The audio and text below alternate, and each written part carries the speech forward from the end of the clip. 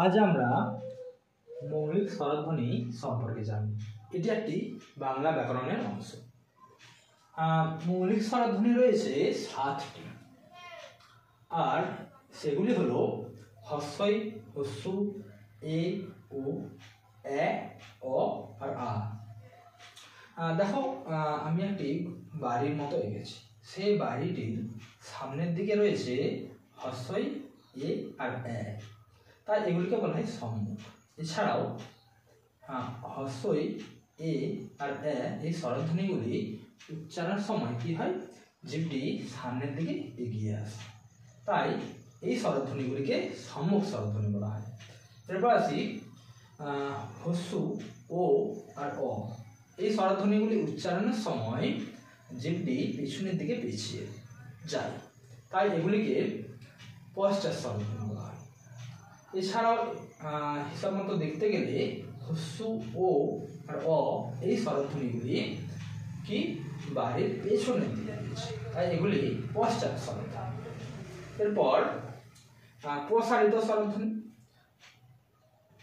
হস্যই, এ আর এ এই স্বরধ্বনিগুলি কেউ প্রসারিত স্বরধ্বনি বলা হয়, কারণ এই স্বরধ্বনি উচ্চারণের সময় কি হয়, ঠোঁট দুটি প্রসারিত বা ফাঁক হয়ে যায়।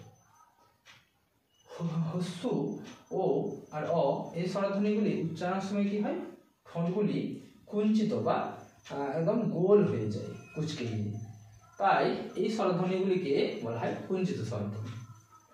এরপর আছে উচ্চ, উচ্চ মধ্য, নিম্ন মধ্য আর নিম্ন।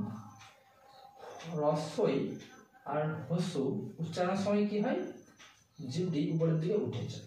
এছাড়াও বাড়ির এটি সবচেয়ে উঁচুতে রয়েছে, তাই এই দুটি স্বরধ্বনিকে বলা হয় উচ্চ স্বরধ্বনি। এরপর উচ্চ মধ্য স্বরধ্বনিকে কোনগুলি, এ আর ও। এই স্বরধ্বনিগুলি উচ্চারণের সময় কি হয়, যতটা জীবটা উপরে উঠে যাচ্ছিল তার থেকে একটু নিচে অবস্থান করে। এরপর আসি নিম্ন মধ্য। এ, অ এই স্বরধ্বনিগুলিকে বলা হয় নিম্ন মধ্য স্বরধ্বনি, কেননা এই স্বরধ্বনিগুলি উচ্চারণের সময় কি হয়, যতটা নিচে নেমে যাচ্ছে জিভটা তার থেকে একটু উঁচুতে অবস্থান করে। সবচেয়ে তার নিচুতে জিভ নেমে যাচ্ছে কোন স্বরধ্বনিতে উচ্চারণের সময়, সেটি হচ্ছে আ। আমরা আ স্বরধ্বনিকে কেন্দ্রীয় স্বরধ্বনি বলা হয়। কেন? কারণ এটি মাঝে অবস্থান করছে, বাড়ির মাঝে অবস্থান করছে।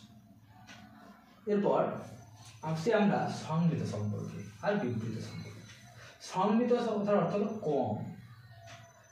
হস্যই আর হস্যু উচ্চারণের সময় কি হয়, মুখের ভিতর সবচেয়ে কম জায়গা লাগে, তাই এই দুটি স্বরধ্বনিকে বলা হয় সংবৃত স্বরধ্বনি।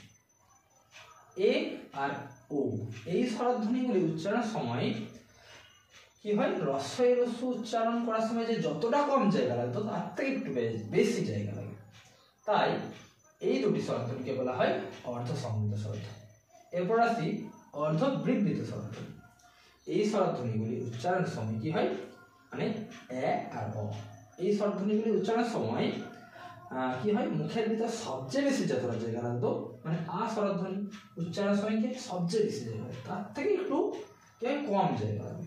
ঠিক আছে, বোঝা গেল। আজ আমরা তাহলে মৌলিক স্বরধ্বনি সম্পর্কে জানলাম। মৌলিক স্বরধ্বনির সংখ্যা হচ্ছে 7টি।